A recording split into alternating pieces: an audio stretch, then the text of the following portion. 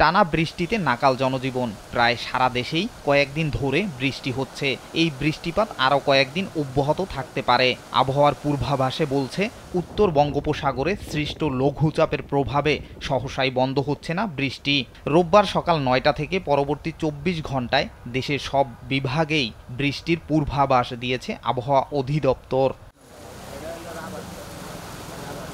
বিজ্ঞপ্তিতে বলা হয়, ময়মনসিংহ ও সিলেট বিভাগের অধিকাংশ জায়গায়, রাজশাহী, ঢাকা ও চট্টগ্রাম বিভাগের অনেক জায়গায় এবং রংপুর, খুলনা ও বরিশাল বিভাগের কিছু কিছু জায়গায় অস্থায়ীভাবে দমকা হাওয়াসহ হালকা থেকে মাঝারি ধরনের বৃষ্টি বা বজ্রসহ বৃষ্টি হতে পারে। সেই সঙ্গে ময়মনসিংহ ও সিলেট বিভাগের কোথাও কোথাও মাঝারি ধরনের ভারী থেকে ভারী বর্ষণ হতে পারে। একমাত্র ওয়ালটন এসি দিচ্ছে ১ বছরের রিপ্লেসমেন্ট গ্যারান্টি। এছাড়া অন্তত ১৩ জেলায় হতে পারে ঝড়।